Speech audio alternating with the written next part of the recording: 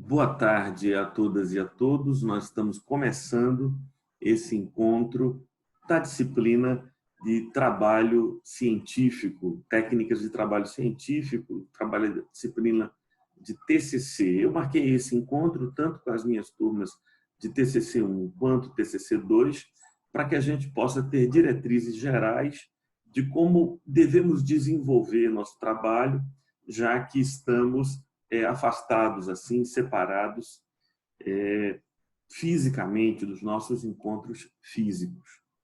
O pessoal de TCC1 já fez, no semestre passado, uma atividade que foi a produção do projeto de pesquisa.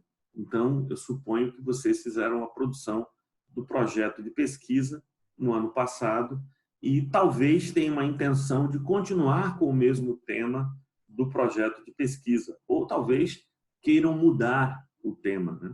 Ou queiram mudar o tema. Isso é possível, e a hora de definir isso é agora, realmente, para que vocês possam ter um tema que lhes interesse.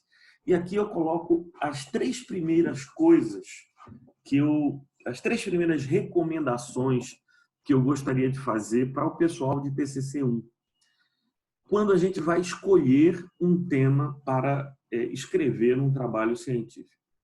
A primeira recomendação que eu dou, é escolha um tema que lhe apaixone, que lhe envolva afetivamente, que você tenha genuíno interesse nesse tema.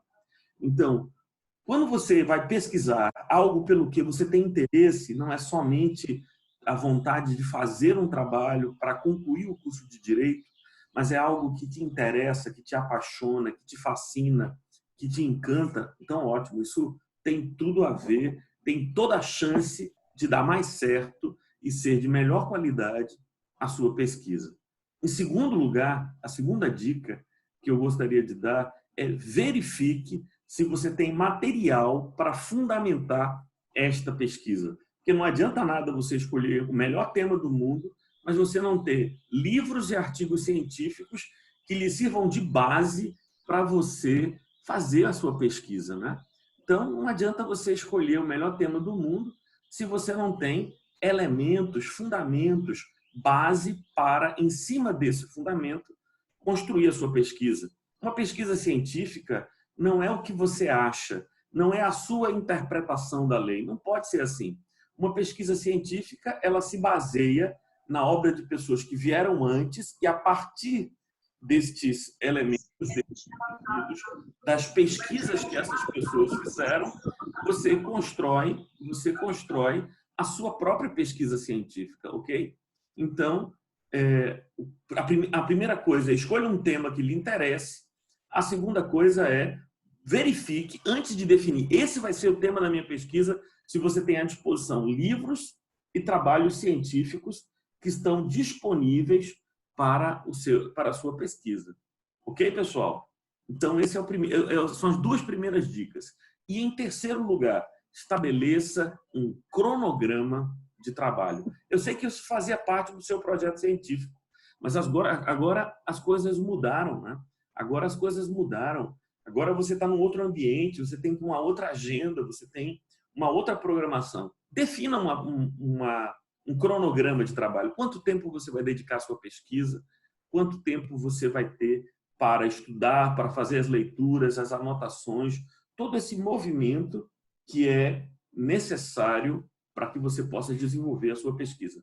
Escolha um tema que lhe apaixone, verifique se existe material disponível para trabalhar em cima desse tema e defina um cronograma. Bom, esses são os pontos de partida. Depois, a gente tem que, depois de definir o assunto, de definir o tema, a gente precisa fazer um segundo movimento, que é um movimento de redução do tema. Redução do tema. Porque ninguém pode escrever uma pesquisa científica sobre, por exemplo, audiência de custódia. Não vou falar sobre audiência de custódia. Não dá, meu amigo. Por que não dá para falar sobre audiência de custódia? Porque quando você diz que o meu tema é audiência de custódia, você tem que falar sobre a audiência de custódia no mundo inteiro, onde quer que aconteça, desde sempre, então não dá. Então, você poderia escrever um tema que tem como matéria a audiência de custódia, mas aí você tem que definir o tema, que é uma definição material, passa para o segundo momento, para a definição espacial. A audiência de custódia em Pernambuco. A audiência de custódia em Pernambuco, então definiu o tema, definiu o lugar, e aí vai para a terceira definição, audiência de custódia em Pernambuco nos anos de 2018 e 2019. Então, aí você tem um espaço para estudar esse fenômeno, que é o fenômeno da audiência de custódia. Você ainda deveria dizer a audiência de custódia e o seu impacto no desencarceramento inicial em Pernambuco nos anos de 2018 e 2019. Veja, você fez uma delimitação material, uma delimitação espacial e uma delimitação temporal. Sem essas delimitações, você corre o risco de estar falando num espaço amplo demais. Deu para compreender isso que eu estou colocando até aqui?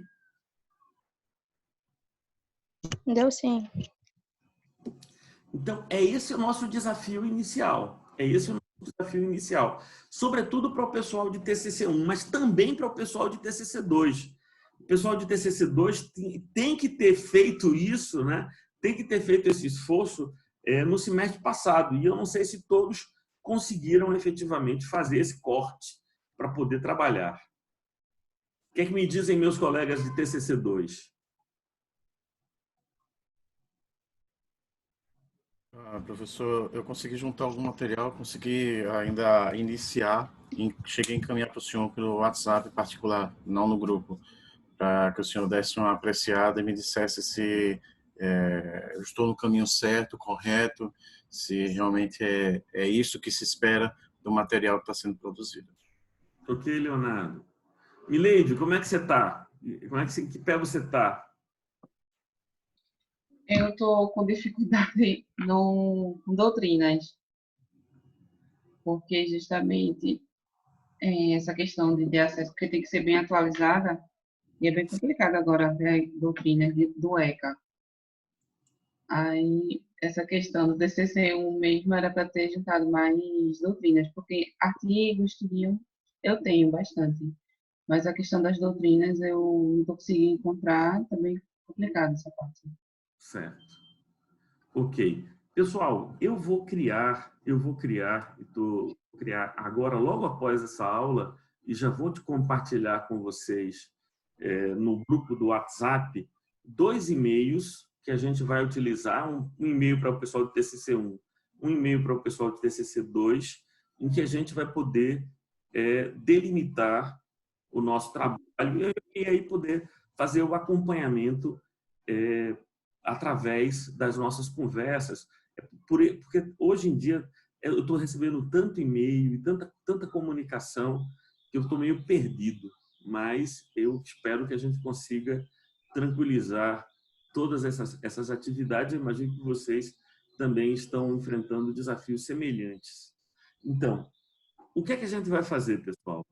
Eu queria que a gente começasse dizendo em que posição a gente está, em que dificuldades você está encontrando. Mas não vamos fazer isso aqui na reunião geral, Vamos fazer isso em conversas. Sobretudo, vamos utilizar os e-mails que eu vou compartilhar com vocês, né? E vocês têm o meu WhatsApp, de toda forma, o meu número, e a gente vai ter que ter uma sistemática.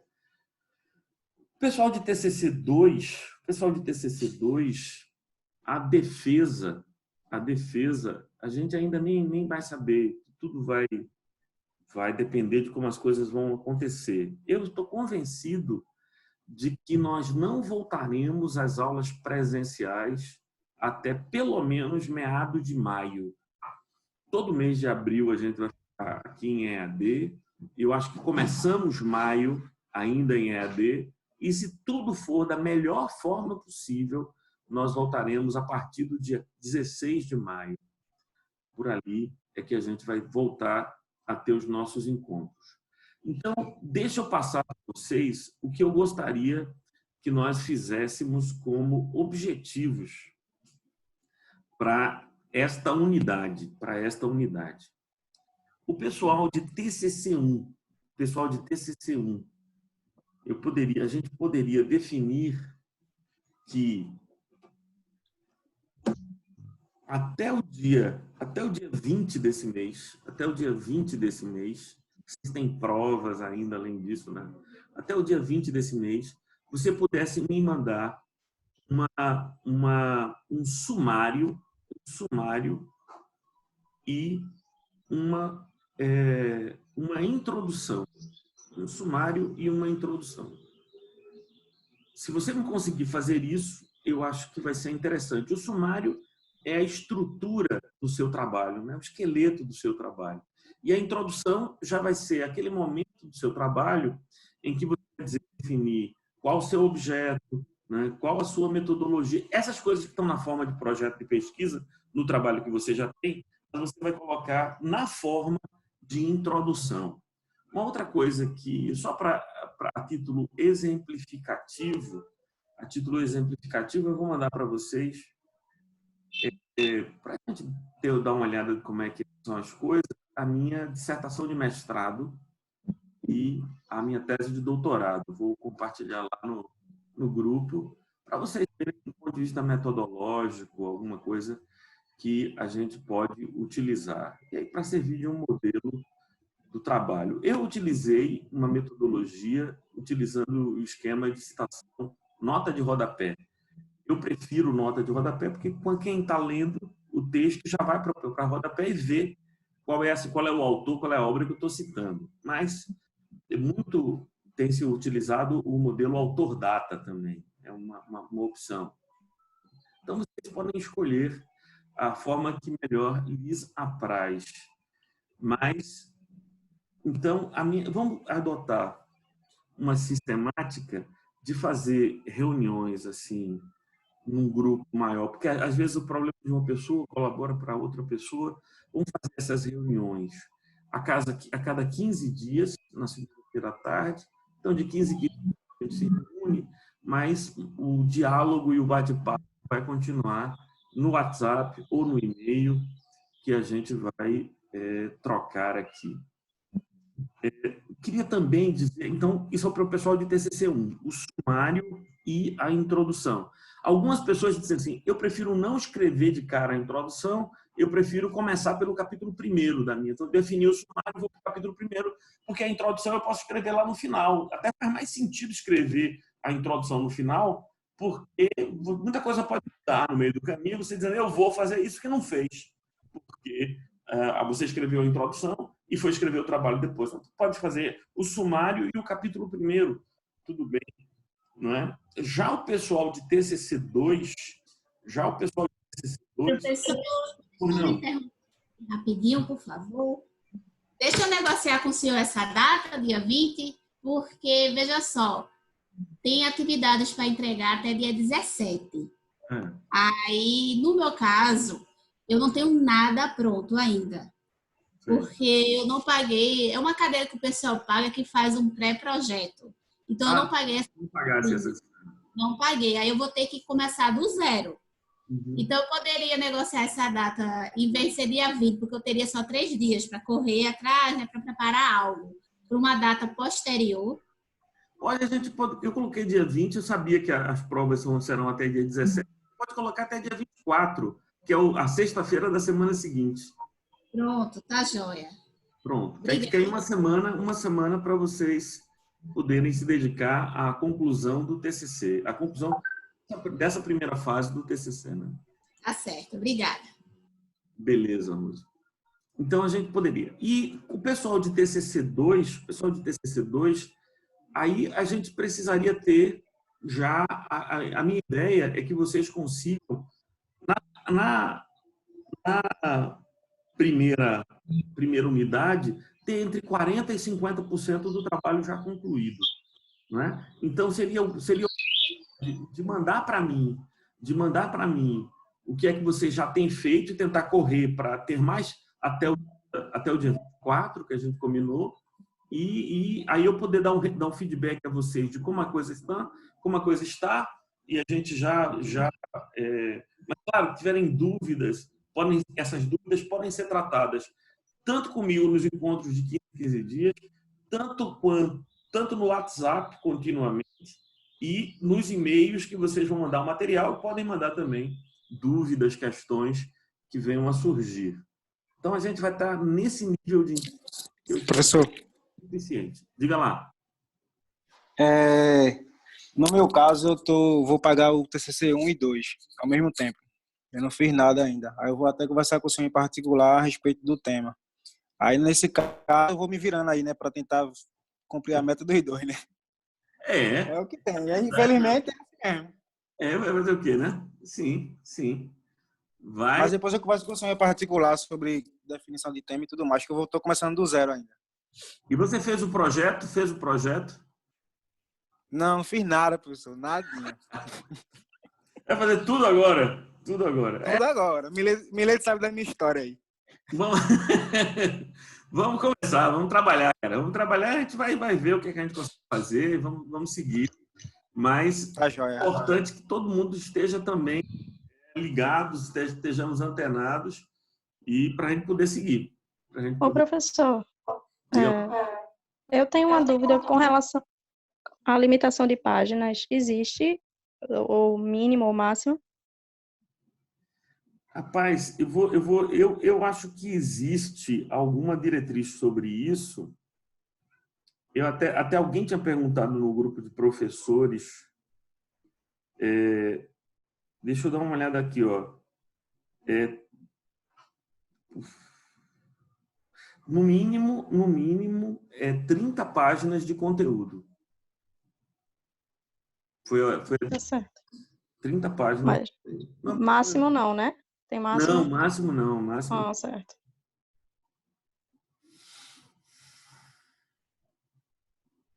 Alguma dúvida, pessoal? Bora continuar conversando aqui. Queria trocar algumas ideias com vocês. Pessoal, o que é que eu sugiro? Eu sugiro que vocês tenham 2 ou 3 obras, o ideal seriam 3 obras, que servissem de base para vocês. Digamos que essas seriam as obras que serviriam de fundamento da sua pesquisa. Então, 2 ou 3 obras que você pudesse dizer, aqui é a minha base, e você edificasse todo o seu pensamento em cima disso. Ninguém está aqui à procura de novidade, ou seja, você não tem que pegar um tema novo que ninguém nunca pesquisou. Você pode pegar um tema que lhe interesse, que não é, na verdade, nem no mestrado se exige ineditismo. Nem no mestrado. O ineditismo é uma exigência para o doutorado. Então, pega um tema que lhe interesse, que você tenha material à mão, que você tenha bons autores que você gosta de trabalhar e segue a partir dali. Tem um limite mínimo aí de 30 páginas de conteúdo, ou seja, começando pela introdução e indo até a conclusão, tem que ter um mínimo de 30 páginas, mas também não é um desafio hercúleo. Dá para desenrolar isso e a gente vai fazer um bom trabalho. Então, isso é muito importante. Isso é muito importante. A biblioteca da faculdade está fechada, né? Provavelmente. Está fechada. Acho que sim. E existe aquela biblioteca assim, que a gente... as obras disponíveis na internet, né? Não sei. E o problema, Mileide, é que essas obras, às vezes, estão desatualizadas. Né? Tem um pessoal... Normalmente, nessa biblioteca da internet eu procurei até, mas não tem não no meu tema. Entendi, Mileide, entendi. Vamos tentar fazer. Contem comigo, contem com minha colaboração. O pessoal de TCC1 é mais tranquilo, porque TCC1, as 2 notas são aplicadas por mim. A primeira nota é aplicada por mim e a segunda nota é a defesa do projeto de pesquisa, né? A defesa do TCC é a segunda nota, que é uma nota definida pelo colégio, né? Na verdade, a banca é que atribui a nota. E, geralmente, até a gente usa essa nota atribuída pela banca para as 2 unidades. Então, talvez vocês fiquem sem nota na primeira unidade e mas eu queria muito que a gente pudesse já ter uma nota provisória lá, ainda que a gente alterasse essa nota depois, mas podemos seguir, para podermos seguir. Então, essa questão das obras. E segundo, uma outra coisa importante é definir uma metodologia e não abandoná-la mais. Então, é muito chato quando você fez uma referência ao seu trabalho e esqueceu de colocar a página. Na hora que você fez a referência, você estava com a página na mão. Então, coloca logo autor, data e página, para não ter que procurar essa referência depois, porque aí correr atrás é uma perda de tempo enorme. Então, pesquise e já vá produzindo. Aqui já estão me dizendo que a minha gravação vai acabar, porque o máximo é 40 minutos de gravação. Mas tudo bem. Pesquise e já vá trabalhando, já vá guardando e colocando no trabalho. É muito melhor que você vá delimitando, depois escreva mais e vá lapidando depois, tirando os excessos, do que você for escrevendo muito enxuto e ter que enxertar conteúdo depois. É bom que você escreva e depois vamos tirar os excessos. Lapidar é mais fácil do que enxertar conteúdo e material. Então, não vai ser um desafio monstruoso, vai dar tudo certo. Dúvidas, companheiros? Por enquanto, não. Quem está enfrentando alguma dificuldade, gostaria de compartilhar a dificuldade que está enfrentando aí na pesquisa e, quem sabe, eu pudesse dar uma dica a você que seja útil para outros colegas. Mileide já falou da dificuldade dela, que ela quer encontrar material, né? Para encontrar material. Eu tenho uma outra, que eu tenho uma problemática, mas aí eu estou tentando ver uma solução. E não estou encontrando tão bem. Vou ter que dar uma explicadinha do que é meu tema, né? É sobre depoimento especial, antecipação da prova, que é obrigatório nos crimes contra criança e adolescente. Certo. Aí, a problemática seria justamente porque esses tipos de crime, normalmente, é utilizado os dois depoimentos da criança, em fase de inquérito e em fase judicial. Mas como com essa nova lei vai haver somente um tipo de depoimento, vai haver somente um depoimento, aí vai ficar mais fácil de ser rebatido pela defesa e, consequentemente, vai haver mais pessoas culpadas sendo inocentadas. Aí eu queria ver qual seria a solução. Eu estava pensando, não sei como eu vou solucionar essa questão, porque para a vítima é bom que tenha apenas um depoimento, por causa do trauma, tudo, de reviver novamente a situação, a violência. Mas para a questão de condenar, não é tão bom. Aí eu estava pensando, eu não sei, eu fiquei sem pensar em nenhuma solução. A única que consegui foi realmente que seja feito da melhor forma o interrogatório na fase de inquérito e na fase judicial, para tentar encontrar o máximo de contradição nos interrogatórios do réu, para poder levar em consideração. Aí eu fiquei meio perdida com a questão da solução da problemática. A nova lei estabelece... Eu me lembro que a gente conversou sobre isso no semestre passado, né, Mileide? A gente conversou sobre essa dificuldade. E a gente tinha consciência de que o que se buscava era diminuir a exposição da vítima ao depoimento, que pode ser traumático, constrangedor e tal. Esse depoimento se daria agora exclusivamente na fase judicial ou uma vez só? Então, na fase do inquérito não haveria. Seria só não tem. Exclusivamente na esfera judicial. Lá está garantido o contraditório, né? Então lá está garantida a participação, ainda que seja à distância, né, do advogado e tal. Eu acredito que o caminho é esse, Mileide. Eu acho que o caminho é você tentar revestir de eficiência a audiência para que ela, ainda que seja única, ela seja suficiente para dirimir todas as dúvidas. E o que se pretende é poupar a vítima, né? Não submeter uma vítima a 2 depoimentos, às vezes 2 equipes de psicólogos para poder fazer isso, né? Então, eu acho que o caminho é esse, talvez fazer sugestões e análises no sentido de dar maior eficiência a essa oportunidade única de interrogatório de ouvida da vítima. Esqueci o caminho. Outros problemas, companheiros, outros problemas. É mais uma dúvida, professor. Mínimo de 30 páginas, mas quanto tempo o aluno terá para defender o seu trabalho? Geralmente, o aluno tem entre 10 e 15 minutos para apresentar o seu trabalho, seguido das perguntas dos professores, né?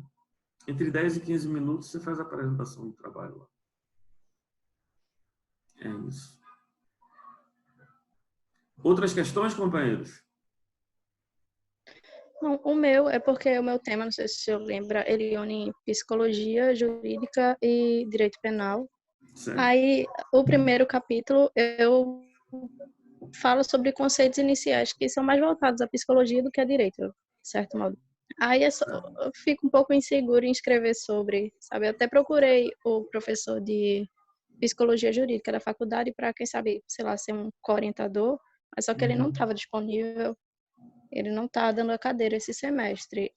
Aí a dificuldade é só isso, escrever sobre conceitos, embora eu tenha base, quer dizer, nos artigos que eu procurei, mas você, de certo modo, ainda fica inseguro, né? Se está escrevendo da melhor forma ou não. Entendi. Eu recomendo a você que use citações diretas quando for fazer conceitos de natureza psicológica, da psicologia, use citações diretas. Fulano define esse conceito como isso.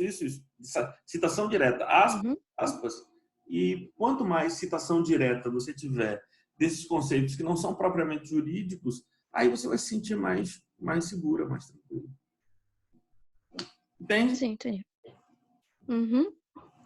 Certo. Obrigada. Nada.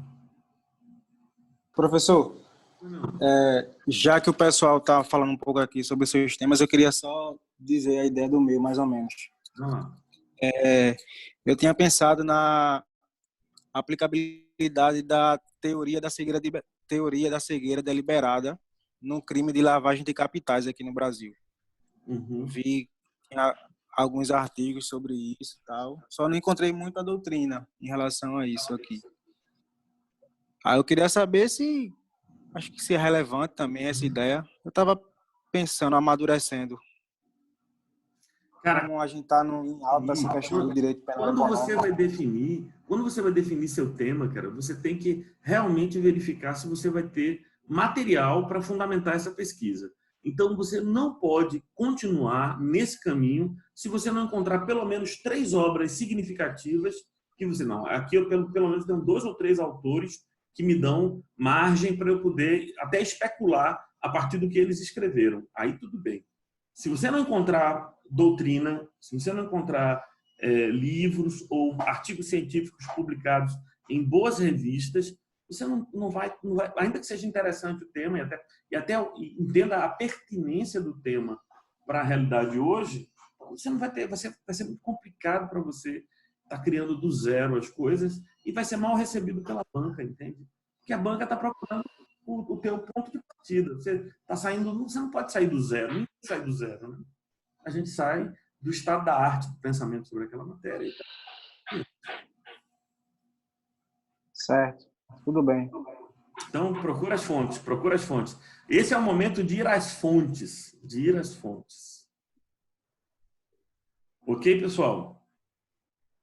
Muito bem. Então, eu vou mandar, daqui a pouco eu mando para vocês os e-mails que a gente vai estar trabalhando para TCC1 e TCC2. E meu compromisso é dar uma olhada uma vez por semana nesses e-mails e dar um retorno a vocês. Geralmente, eu vou tentar fazer isso no final da semana. Eu vou pegar isso no sábado, que eu tenho mais tempo. Porque eu continuo dando aula, né? Eu tenho 10 turmas presenciais, assim, 10 turmas presenciais. Então, que agora viraram turmas online. Então, eu estou entrando em uma e saindo de outra sem sair de casa, assim, mudar o clima. Mas estamos juntos aí. Precisando de mim, pessoal, contem comigo, tá bom? Obrigado, professor. Tá joia, pessoal. Vou parar aqui a gravação e disponibilizar o vídeo depois para vocês. Um abraço. De bola. Obrigado, professor. Obrigado a todos. Tchau, tchau. Obrigada.